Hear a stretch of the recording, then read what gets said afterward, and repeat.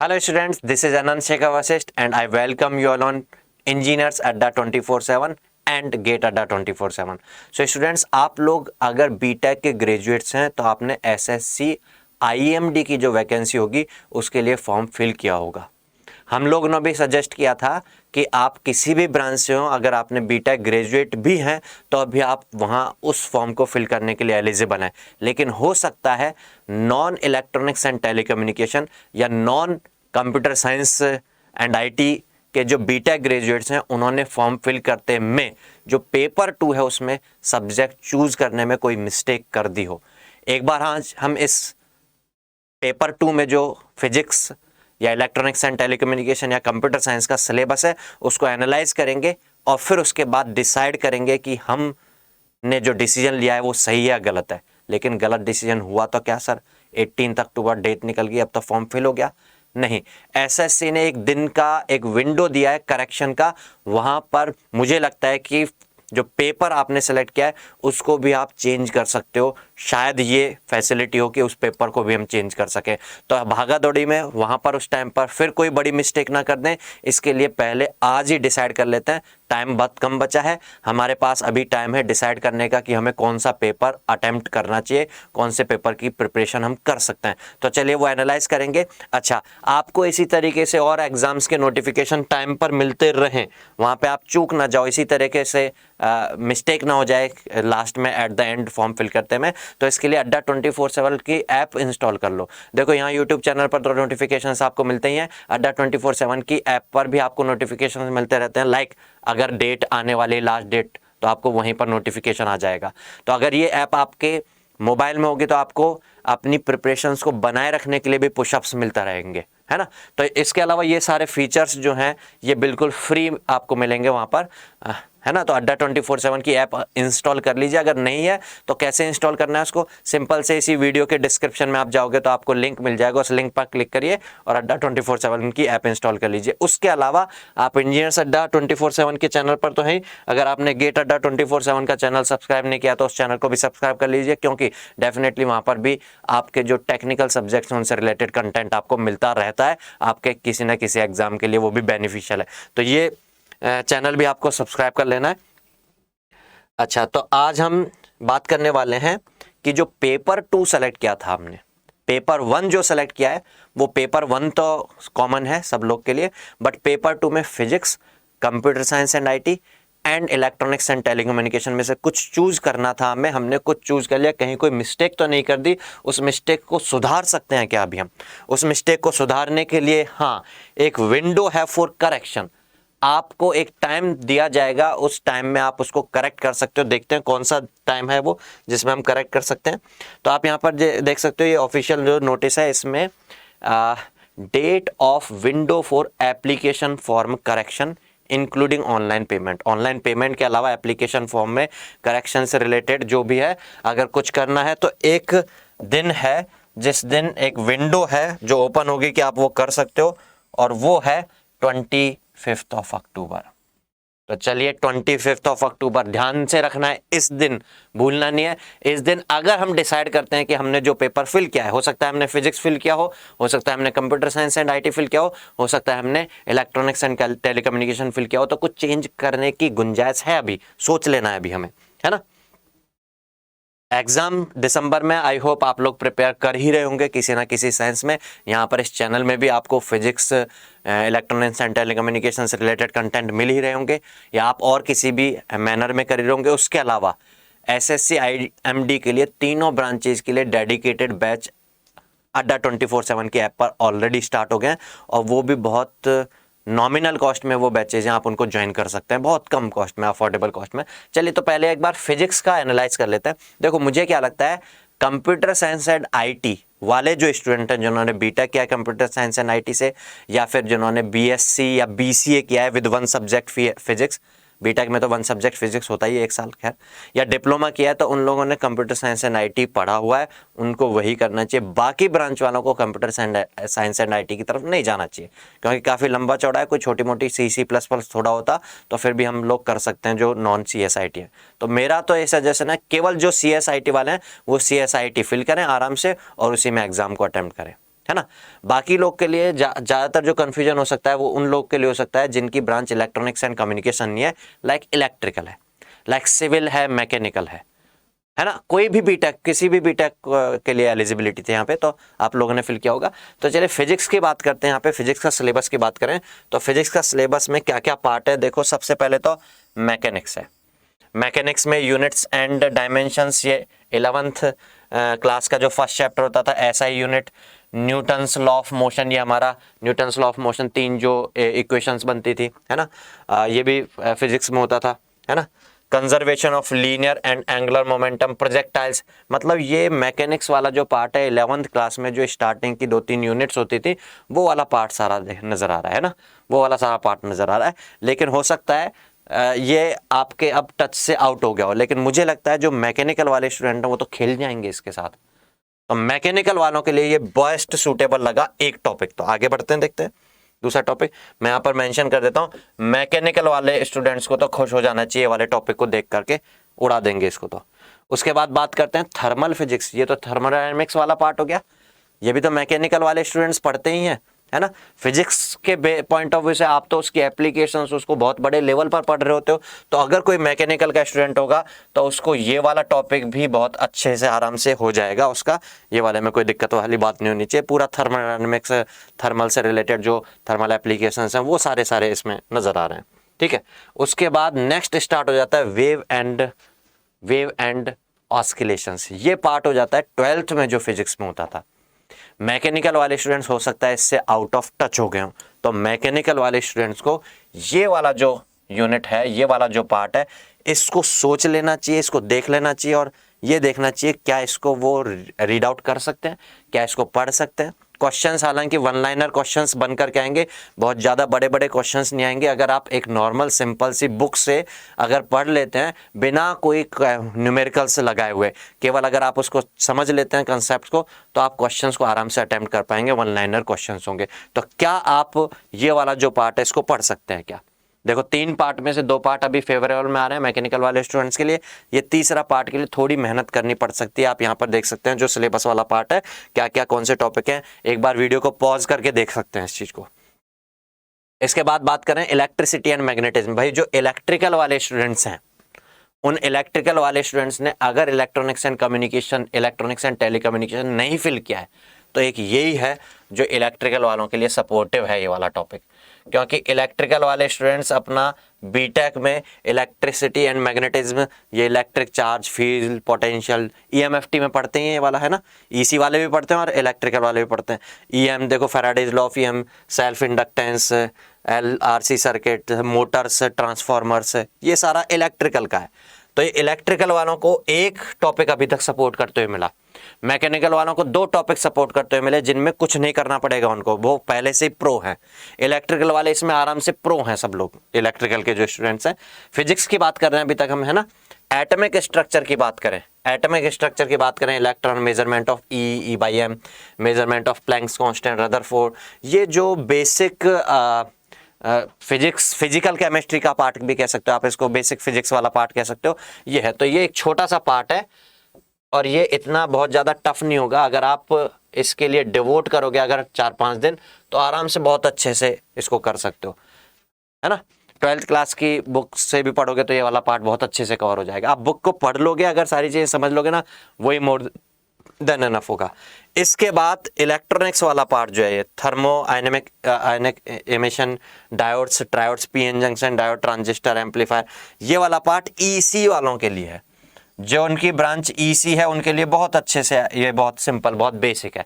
और इलेक्ट्रिकल वाले भी थोड़ा जोर लगा के इसको कर सकते हैं। यहाँ पर देखो मैकेनिकल वालों के लिए एक ये टॉपिक, ये तो खैर सबको पढ़ना पड़ेगा, जो बीटेक वाले हैं, बीएससी वाले खेलेंगे इनके साथ, बीएससी वाले खेलेंगे इन सब चीज़ों के साथ, ये वाला पढ़ना पड़ेगा मैकेनिकल वालों को। और एक ये भी पढ़ना पड़ेगा मैकेनिकल वालों को, ये वाला जो पूरा पार्ट है, ऑप्टिक्स वाला पार्ट एंड ऑस्किलेशंस वाला पार्ट जो है, ये पढ़ना पड़ेगा। अब बात आ जाती है यहाँ पे मैथ्स की, कैलकुलस। कैलकुलस में वही limits, differential equations, integral calculus, है ना, डिफरेंशियल कैलकुलस सॉरी, है ना, ये basic concepts of differential equations, type order degree, मतलब टाइप ऑर्डर डिग्री स्पेशली लिख करके बोल रहा है ना, अगर अगर कोई गेट का सिलेबस उठा के देखा है तो इन छोटी छोटी चीज़ों को लिखेगा ही नहीं। ये लिख करके बोल रहा है, इसका मतलब इनसे बहुत छोटे सिंपल से क्वेश्चंस पूछे जाने वाले हैं, है ना। Concept of Laplacian of function, तो ये तो बहुत सिंपल है। आप मैथ्स पढ़ रहे होते हैं बीटेक वालों को, बीटेक वाला चाहे कोई सी भी ब्रांच का हो, ऑल ब्रांचेज के लिए ये वाला टॉपिक बहुत सपोर्टिव रहने वाला है, ठीक है। उसके बाद अगर हम बात करें लीनियर अलजेब्रा, ये वही मैट्रिक्स वाला पार्ट है बिल्कुल, ठीक है। और यहाँ पर बहुत बड़ी बड़ी कैलकुलेशंस वाले क्वेश्चंस वैसे भी नहीं आने, बिल्कुल बेसिक क्वेश्चंस आएंगे, तो ये भी ऑल ब्रांचेज वाले जो बीटेक के ग्रेजुएट्स हैं उनके लिए। उसके बाद यहाँ पे वेक्टर अलजेब्रा, वेक्टर कैलकुलस की बात करें तो ये भी कैलकुलस वाला पार्ट है ना। यूनिट वेक्टर, पोजीशन वेक्टर, और ऐसी छोटी छोटी चीजें लिख रहा है, यूनिट वेक्टर, पोजीशन वेक्टर, ऐसे है ना, जिनको तो हम सोचते हैं कि क्या ही पढ़ना है इनको, है ना। कोई like and unlike vectors, coplanar vector, collinear vector, बहुत छोटी छोटी चीजें हैं, है ना। बहुत सिंपल सा स्केलर, ट्रिपल प्रोडक्ट और उनमें खत्म हो गया। हाँ, यहाँ से स्टार्ट हुआ थोड़ा सा जो लेवल की चीजें, ग्रेडियंट, डाइवर्जेंस कर्व। मतलब अगर आप गेट का प्रिपरेशन कर रहे हो तो उस केस में ये छोटा लगेगा आपको, बहुत मैथ्स का एक छोटा सा हिस्सा है, आराम से इसको कर सकते हो। तो मैं इसको मान के चलता हूँ ये भी सभी ब्रांच वालों के लिए। तो देखिए मैकेनिकल वाले जो हैं उनको सपोर्ट करती क्या चीज़ नजर आई, एक तो ये मैथ्स की सारी चीज़ें, इसके बाद और कुछ नहीं है फिजिक्स में, अगला इलेक्ट्रॉनिक्स के बारे में बात करेंगे। एक तो ये मैथ्स वाले 3 टॉपिक्स जो हैं ये फेवर में है ना, इनमें हम खेल सकते हैं आराम से, है ना। उसके बाद मैकेनिकल वालों के लिए 2 जो स्टार्टिंग वाले थे वो बिल्कुल थे। अब जो एक्स्ट्रा जो पढ़ने पड़ेंगे उनको पढ़ने पड़ेंगे। एक तो ये फिजिकल केमिस्ट्री, या जिसको फिजिक्स, बेसिक फिजिक्स बोल सकते हो, इलेक्ट्रॉनिक्स वाला पार्ट, है ना, और इलेक्ट्रिसिटी एंड मैग्नेटिज्म वाला पार्ट ये पढ़ना पड़ेगा, और वेव्स एंड ऑस्किलेशंस, मतलब ये कुछ पार्ट है जो पढ़ना पड़ेगा मैकेनिकल वाले स्टूडेंट्स को अगर वो आईएमडी की प्रिपरेशन कर रहे हैं। बट होगा ये बिल्कुल बेसिक लेवल पे, आप आराम से इसको कवर कर सकते हैं। अब बात करते हैं इलेक्ट्रॉनिक्स एंड टेलीकम्युनिकेशन। वहां पे कंफ्यूजन हो सकता है इलेक्ट्रिकल वाले स्टूडेंट्स के लिए। देखो मैं अपना पर्सनल सजेशन करूंगा कि मैकेनिकल वाले स्टूडेंट्स को फिजिक्स को ही ऑप्ट करना चाहिए। अगर आपने फिजिक्स की बजाय computer science and IT fill कर दिया है, और अगर आपने इलेक्ट्रॉनिक्स एंड टेलीकम्युनिकेशन फिल कर दिया है, अभी इलेक्ट्रॉनिक्स एंड टेलीकम्युनिकेशन के सिलेबस को भी एनालाइज कर लेंगे, तो फिर मेरा सजेशन होगा कि जो 25th को विंडो ओपन होने वाली है उसमें आप चेंज करके फिजिक्स ही कर दें। मैकेनिकल वाले स्टूडेंट्स के लिए मेरा ये सजेशन रहेगा, है ना। बात करते हैं यहाँ पे इलेक्ट्रॉनिक्स एंड टेलीकम्युनिकेशन की, तो ये क्वेश्चन उन लोग के लिए रेज हो सकता है जो इलेक्ट्रिकल के स्टूडेंट्स हैं, उन्होंने हो सकता है फिजिक्स फिल कर दिया हो। कई होंगे आप लोग जो देख रहे हैं यहाँ पर जो इलेक्ट्रिकल के स्टूडेंट्स होंगे और उन्होंने फिजिक्स फिल किया होगा। अभी एनालाइज करते हैं, क्या पता इलेक्ट्रॉनिक्स एंड टेलीकम्युनिकेशन ज्यादा बेटर रहे। देखो फिजिक्स अगर फिल कर दिया इलेक्ट्रिकल वालों ने, तो मैथ्स वाले जो पार्ट थे 3 टॉपिक वो क्लियर हैं, कोई दिक्कत नहीं है उनमें हमें। उसके अलावा इलेक्ट्रिसिटी एंड मैग्नेटिज्म में हमें कोई दिक्कत नहीं है। वेव एंड ऑप्टिक्स इलेक्ट्रिकल वालों को भी पढ़ना पड़ेगा, वहीं 12th में पढ़ा था, उसके बाद भूल गए होंगे, है ना। और स्टार्टिंग में जो थर्मल वाला पार्ट था और मैकेनिक्स वाला पार्ट था वो तो बहुत अच्छे से पढ़ना पड़ेगा, वो बिल्कुल ही भूल गए होंगे, है ना, क्योंकि वो तो काम में भी नहीं आता हमारा इलेक्ट्रिकल में। चलिए यहाँ पर बात करते हैं अगर इलेक्ट्रॉनिक्स, इसमें सेमीकंडक्टर, इंसुलेटर, मैग्नेटिक मटेरियल, है ना, capacitor, inductor, PN junction, diode, reverse bias, और ये सब इलेक्ट्रिकल वाले स्टूडेंट्स अगर कोई और अदर एग्जामिनेशंस की भी प्रिपरेशन कर रहे होते हैं तो पढ़ना पड़ता है इनको। बेसिक जो ईडीसी की डिवाइसेस के एलिमेंट्स जो हैं और उनके एप्लीकेशन एनालॉग इलेक्ट्रॉनिक्स में ये पढ़ते ही हैं वहाँ पर, है ना। ये BJT, field effect, transistor, MOSFET, और ये बिल्कुल बेसिक है, इनमें बहुत ज़्यादा डेप्थ की जरूरत नहीं होगी। आप बेसिक बीजेटी पढ़ लोगे कि भाई इसमें कौन कौन से कट ऑफ मोड कब होता है, ये होता है, बस इतना पढ़ लोगे। कोई कैलकुलेशन, कोई न्यूमेरिकल वगैरह कैलकुलेट करने की कोई जरूरत नहीं है। आराम से अगर मैं बात करके चलूँ कि ईसी वाले जो हैं, ईसी वाले इन वाले पार्ट को अगर मान लो पढ़ना स्टार्ट करेंगे, सुबह से लेके शाम तक पढ़ते हैं, अगर प्रिपेयर करते हैं तो 5 दिन में इसको खत्म कर लेंगे। ईसी वाले कितने दिन में खत्म कर लेंगे? ईसी वाले इस वाले टॉपिक को 5 दिन में कवर कर सकते हैं। इलेक्ट्रिकल वालों को ज़्यादा नहीं लगेगा, इलेक्ट्रिकल वालों को 2-4 दिन और ज़्यादा लग जाएंगे। तो मैं मान के चलता हूँ 8 दिन तक मैं इलेक्ट्रिकल वाले भी इस पेज पे जो भी पार्ट लिखा हुआ है उसको बहुत अच्छे से प्रिपेयर कर सकते हैं, ठीक है।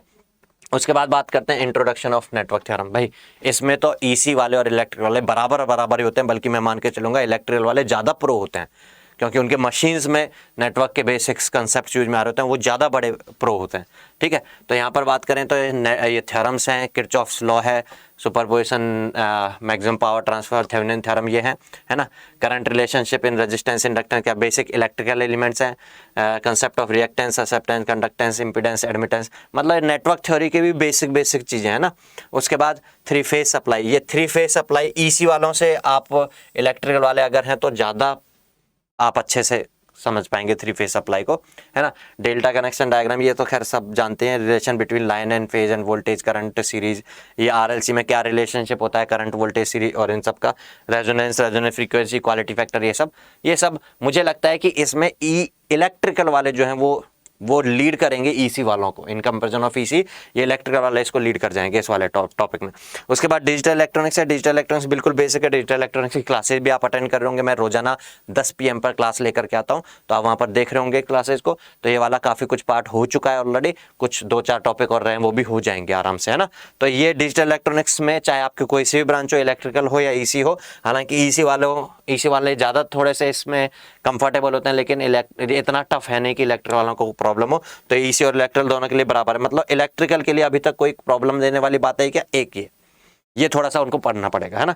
उसके बाद नेटवर्क उनका ही है, डिजिटल उनका ही है।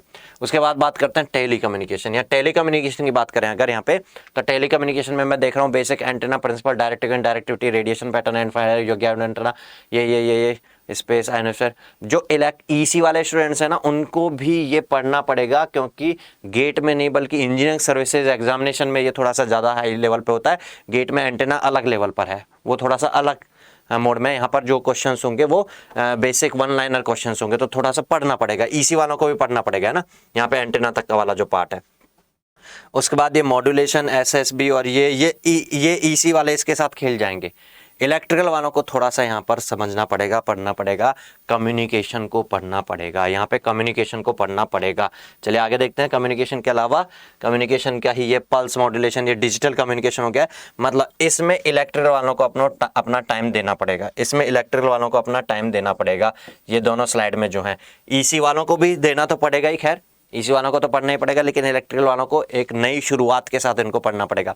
मुझे लगता है इस वाले टॉपिक को, इस टेलीकम्युनिकेशन में ये स्लाइड में जो आ रहा है और इससे अगली स्लाइड में जो आ रहा है, इसको कवर करने में अगर ईसी वाले देखें तो उनको करीब 15 डेज़ का टाइम इसमें डिवोट करना पड़ेगा, और इलेक्ट्रिकल वालों को करीब 25 डेज़ का टाइम लग जाएगा, अगर मैं क्योंकि बिल्कुल उनका बेसिक नहीं होगा कम्युनिकेशन वाला पार्ट, तो इतना टाइम देना पड़ जाएगा।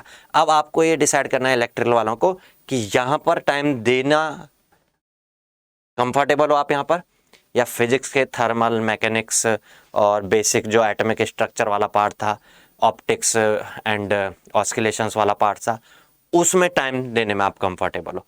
तो ये सिलेबस यहाँ पे मैंने एनालाइज किया, आपको ये देखना पड़ेगा कि आप किस में मोर कंफर्टेबल हो। तो आपके पास अभी चांस है 25 अक्टूबर को आपको एक दिन का विंडो मिल रहा है, उस विंडो में आप चेंज कर सकते हो। अगर आपने फिजिक्स में कंफर्टेबल हो लेकिन इलेक्ट्रॉनिक्स एंड टेलीकम्युनिकेशन फिल कर दिया है तो आप चेंज कर सकते हो। इलेक्ट्रॉनिक्स एंड टेलीकम्युनिकेशन में कंफर्टेबल हो, फिजिक्स फिल कर दिया तो चेंज कर सकते हो। जो कंप्यूटर साइंस एंड IT वाले हैं वो मैं सजेस्ट करूंगा केवल computer science and IT fill करें, अदर ब्रांच कोई भी मैं computer science and IT fill करने के लिए सजेस्ट नहीं करूंगा। ये मेरा पर्सनल सजेशन है, बाकी आप अपने एंड पर समझ सकते हैं, देख सकते हैं। अच्छा, यहाँ पर अगर मैं अड्डा 24/7 की तरफ से आपको क्या सपोर्ट मिल सकता है यहाँ पर बात करूँ तो ये अड्डा 24/7 के जो बैचेज हैं SSC IMD के लिए, electronics and telecommunication, computer science and physics के लिए, ये तीनों अलग अलग के लिए डेडिकेटेड बैचेज स्टार्ट हो चुके हैं, जिसमें जो कॉमन पेपर 1 है वो सबके लिए कॉमन है, वो सबके बैचेज में कॉमन रहेगा। उसके अलावा जो टेक्निकल कंटेंट है वो अलग से मिलेगा। यहाँ पर आप प्राइस जो देख रहे होंगे 8,796 है, जो कि पहले प्राइस करीब 11,000 समथिंग होती थी, तो ये काफ़ी डिक्रीज हो गई है। लेकिन इसके बाद भी इसमें ऑफर्स अवेलेबल हैं, आप देख रहे होंगे कोड Y657, इस Y657 कोड को अप्लाई करके यहाँ पर इस प्राइस को और भी डिक्रीज कर सकते हो। कितना डिक्रीज कर सकते हो एक बार चेक कर लेते हैं, देखते हैं कितने तक ये डिक्रीज हो जाता है। तो इसके लिए एक बार हम चलते हैं अड्डा 24/7 की वेबसाइट पर। अड्डा 24/7 की वेबसाइट खोली। अच्छा, आपको पता है अभी बिग सिलेक्शन डेज चल रहा है अड्डा 24/7, हर एक कोने कोने तक जो भी स्टूडेंट्स हैं उन स्टूडेंट्स को स्कॉलरशिप प्रोवाइड करवा रही है बिना किसी टेस्ट प्रोसेस के। आप स्कॉलरशिप अवेल कर सकते हो, बस आपको 26 से पहले 10 करोड़ की स्कॉलरशिप खत्म ना हो जाए, बस उससे पहले भी, ठीक है, उससे पहले ये जो 10 करोड़ की स्कॉलरशिप है इसमें अपना हिस्सा ले लेना है 26 से पहले। 26 के बाद नहीं मिलेगा। तो चलिए देख लेते हैं यहाँ पर उस स्कॉलरशिप में क्या मिल रहा है। गेट एंड इंजीनियरिंग एग्जामिनेशन में जाएंगे हम, यहाँ पे ऑल कोर्सेज में जाएंगे अड्डा 24/7 में, गेट एंड इंजीनियरिंग एग्जामिनेशन में जाएंगे तो यहाँ पे SSC IMD मिल जाएगा आपको। SSC IMD में आप देख रहे होंगे ये वही 3 जो अभी मैंने बताए थे वही 3 है, बिल्कुल सही है, 8,796 अभी इसका प्राइस चल रहा है। अगर लेट सपोज हम इसमें इलेक्ट्रॉनिक्स एंड टेलीकम्युनिकेशन को देखते हैं तो वही है। अच्छा, दूसरी चीज़ यहाँ पर आप देख रहे होंगे कि यहाँ पर अभी तक जो ये वैलिडिटी होती थी 6 मंथ्स की, वो अभी 6 + 6 मंथ में 12 मंथ्स की वैलिडिटी मिल जाती है। अब यहाँ पर 12 मंथ्स की वैलिडिटी मिल जाना मतलब एक महापैक मिल जाना। कितने रुपए में देख लेते हैं, कितने रुपए में मिल रहा है महापैक। महापैक क्यों बोल रहा हूँ मैं इसमें, क्योंकि इतने वैलिडिटी में आपके साथ में ये जो कंटेंट रहेगा, आप डेफिनेटली और भी कोई भी एग्जाम जो होगा उसके भी सारे जो कंटेंट है उसको प्रिपेयर करते रहेंगे यहाँ पर इस बैच में, अगर कॉमन कुछ भी होता है तो। ठीक है, यहाँ पर ये कोड अप्लाई करते देखते हैं, स्क्रीन पे चल रहा होगा Y657, ऐसा ही है ना, स्क्रीन पे चल रहा होगा नीचे Y657। अगर ये अप्लाई करोगे तो ये अप्लाई करने पर कूपन, सॉरी Y657 नहीं, यहाँ पर चलेगा G657, ये ध्यान रखना है, यहाँ चलेगा G657। G657 अप्लाई करेंगे तो ये बन रहा है 2000 में, 2000 में ये कोर्स मिल जा रहा है आपको। और 2000 में 6 + 6 मंथ्स मीन्स 12 मंथ्स की वैलिडिटी के साथ ये कोर्स मिल रहा है। तो इस कोर्स में जो भी कंटेंट है वो आप प्रिपेयर करेंगे तो डेफिनेटली SSC IMD के सिलेबस को आप कवर कर लेंगे, टेक्निकल वाला पार्ट भी और नॉन टेक्निकल वाला पार्ट भी। और नॉन टेक्निकल तो हर एक एग्जाम में कॉमन होता है, वो प्रिपेयर हो गया तो आप दुनिया में मतलब कोई भी एग्जाम, जो भी गवर्नमेंट एग्जाम निकलने वाला होगा उसमें नॉन टेक के लिए तो अच्छे से प्रिपेयर हो जाएंगे। और कितना प्राइस है इसका, 2023, 8000 से 2000 हो गया। कौन सा कोड यूज में लेके, कोड को भूलना नहीं है, कोड था हमारा G657, Y657 नहीं है ये G657 है, याद रखना है G657, G657। तो देखो यहाँ पर इस सेशन में आने का मेरा मतलब ये था, मेरा मकसद ये था कि 25 को भूल नहीं जाना है, डिसाइड कर लेना 25 अक्टूबर से पहले पहले। अगर आपको अपने सब्जेक्ट्स में कोई चेंज करना हो तो मौका है, लास्ट मौका है। इसके बाद जो भी रहे आपका फाइनल डिसीजन, उसके लिए प्रिपरेशन की तैयारी में लग जाना। और 25 के बाद एक दिन तक और चलेगा ये, 26 तक।